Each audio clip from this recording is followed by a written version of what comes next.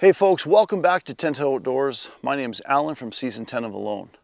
Now this video has been probably one of my most requested videos, and I'm finally getting around to doing it. A lot of people have been sending me messages wanting to know more about the lures that I made out there. So I did make quite a few, but today I'm going to show you guys how to make the two lures that I caught the majority of my fish on. So during my 66 days out there, I did catch, in my estimation, over 100 pounds of fish that got me through to the end of the game. And I didn't spend a lot of time making those lures. They weren't elaborate or fancy, so don't expect too much, but man, did they ever work.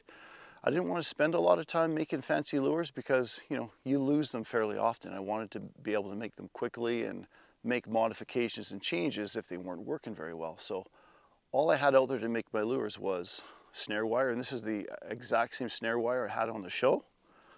I used the inner strands of paracord, a chunk of wood, and my multi-tool.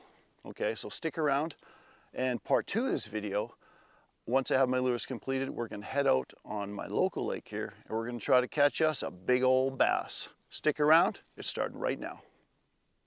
So the first lure I'm going to make is just a simple plug, and I made this lure on my first day I got dropped off. Now I set up my tarp, I set everything out in case it rained, and then I immediately got to work making a lure. Now I'd practiced making this at home before, and it's just a basic fishing plug. And I started with a piece of wet wood. Now I cut this off a branch off a live tree that had fallen down. And why would I choose live wood? I wanted live wood because I wanted my lure to sink and get down to the bottom. So green wet wood, it floats, but not very well. So it gave me extra weight, because as you guys know, if you watch the show, I did all my fishing through hand line, and that extra weight when I'm spinning it around really enabled me to get it out there. So for casting and for sinking purposes, I wanted to use green wood. And now I controlled the weight of it by wrapping my snare wire around it, and I played with it, put a little more on, took a little off, until I had it the perfect weight so it would just sink down slowly. And actually a couple times, it depends how the wood was, but I almost achieved like a neutral buoyancy. It would just kind of stay there, just sink very, very slowly, and I could like twitch it in. And I found that when I found that perfect balance, it worked really well. So I'm going to start out by just making kind of a dull point, tapered narrow towards one end, and I'm going to keep as much wood as I can on my other end. I'm going to make it about 4 inches long. So I'm just going to slowly start shaping this into a dull point.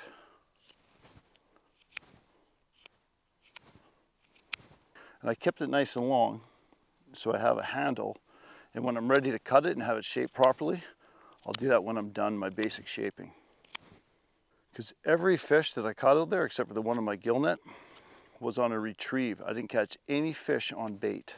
I tried, trust me. I tried roe in a little mesh bag I made out of gauze. It sat over there for days. I tried grouse guts and lots of different things on a set line, but it just didn't get me anything. I was surprised with the roe, because that's kind of like the most coveted food among fish. Okay, so I've got it the basic shape that I want. Now I'm simply going to cut it at a 45-degree angle with my saw for my next step. This little saw I used a lot out there. See, so when you set up your lure, I want this tip facing down, so as you're retrieving it in, as you're pulling it in, it pushes it down deeper into the water. Now I'll show you guys the next step after you get to here. Once you have your piece of wood shaped like a fishing plug, your next step is to use the boring tool on your Leatherman or on your Swiss Army knife. This one's just okay. The one on my Swiss Army knife I like better, but this one still totally worked. And it took a while. You had to be patient, because if you pressed too hard or got too aggressive, you split your wood. So you'll see here, hope you can see that, the dead center of the wood, okay, right there. That's where I'm going to start. Now I want to bore a hole in the middle of this face on a 45-degree angle through, so it comes out the bottom here. And that hole it doesn't have to be big, it just has to be just big enough for the wire. So the piece of snare wire is going to go on a 45-degree angle through that hole, and it's going to come out here just like this. Okay, does that make sense? I'm not going to make you suffer through watching me bore that hole, because it takes 15 minutes or so to do. So I'll be back once it's done. So the next step is to make the loop for our fishing line to go onto.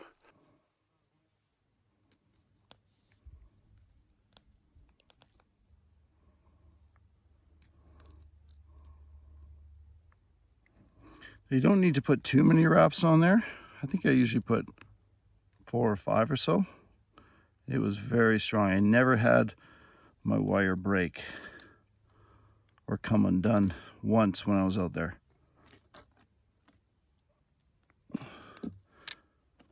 Now this end is where my hook's gonna go, but obviously you have to thread your hook through first before you do the twisting. But before we do that, I'm going to attach my inner paracord. I'm gonna show you how to do that right now. The next step is to attach the paracord. Now I'm telling you, this was the bread and butter of my lures, because it almost looked like a hoochie for salmon fishing.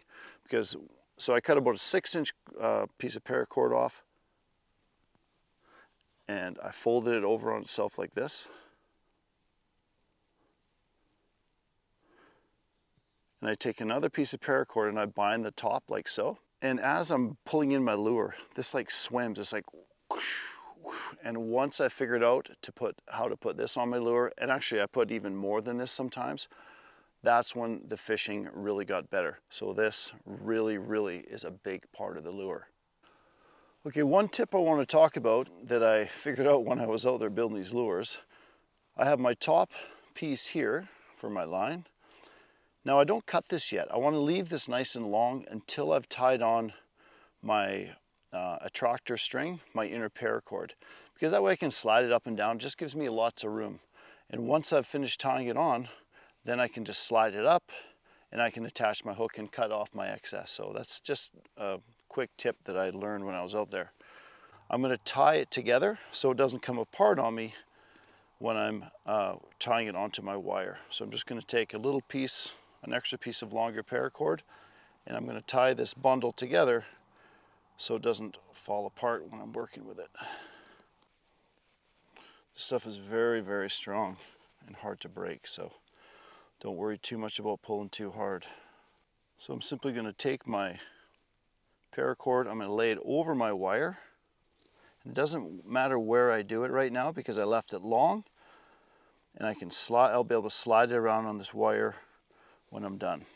So I'm going to take a longer length of paracord and I'm going to start tying this down. Now I use what's called a serving method, very similar to how you put serving on a bowstring.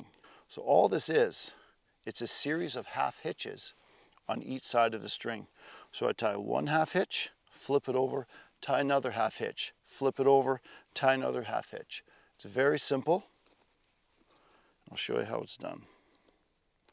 It takes some time, but man, does it ever work well. So just a simple half hitch. And I'm going to tie this up towards the top. The first one's kind of important to get it in the right position.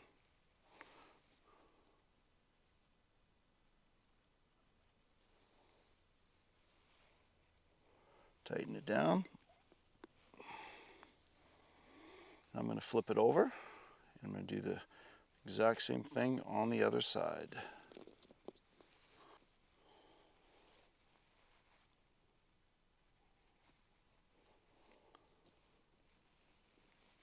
Flip it over.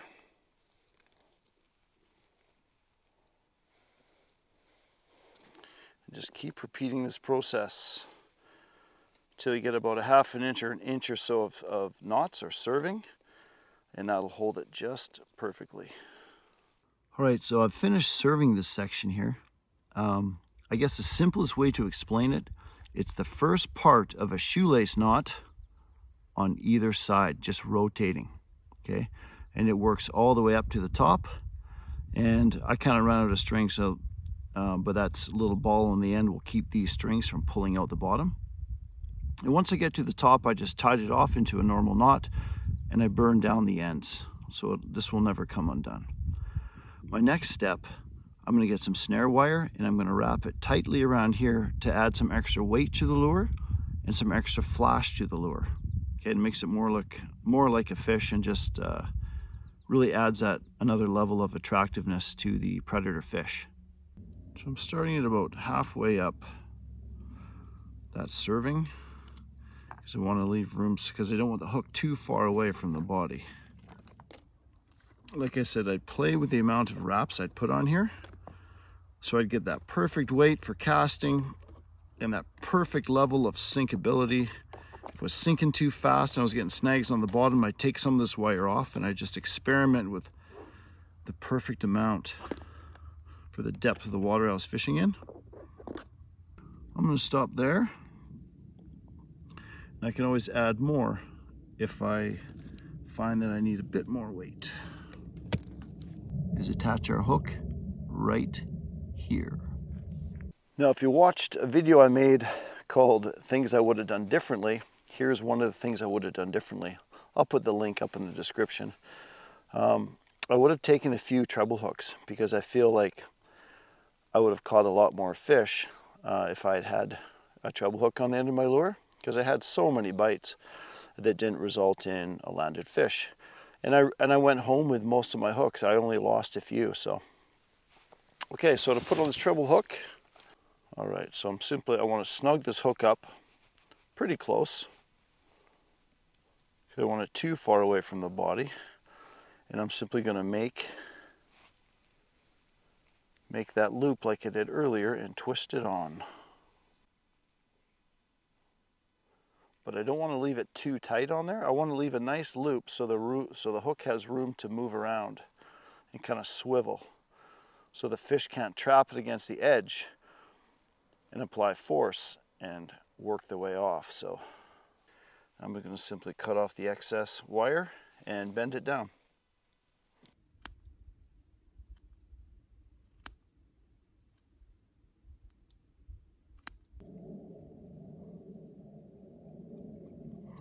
So often I'd put a few extra wraps of wire on it just to give it that bit of extra flash in the water.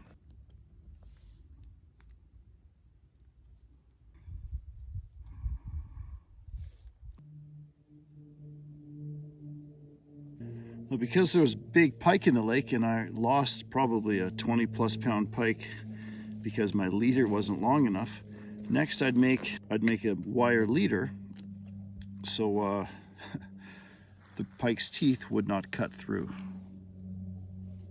And this also gave it more action in the water as well.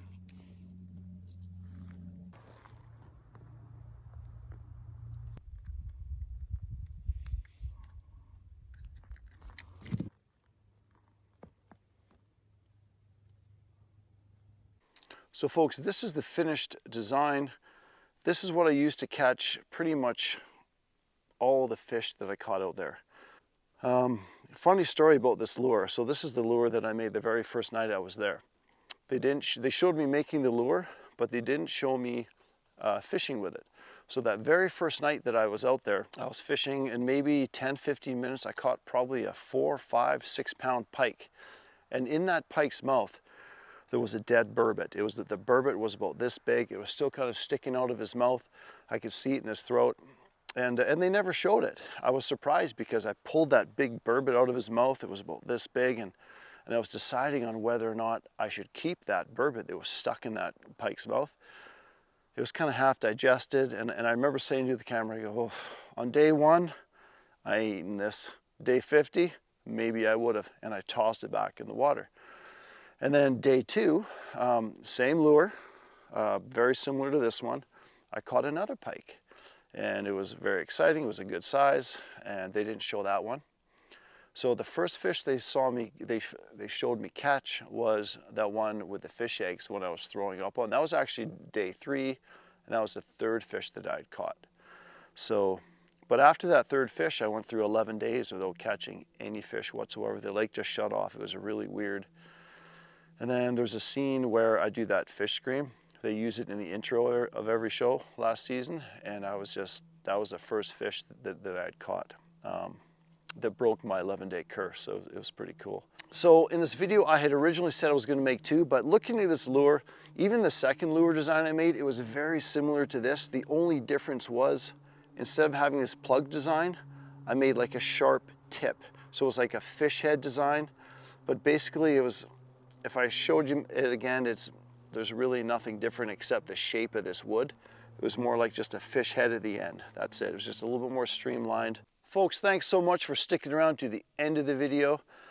I had fun making this. It actually brought me back to all those times I made these lures out there. It's really good reminiscing, except the effectiveness of this lure won't determine whether or not I eat tonight. So that's the only difference. This is stress-free. Stay tuned for part 2. I'm going to take this out on our lake here, and I'm going to try to catch a bass with this lure using my handline technique. Thanks for sticking around, and we'll see you next time.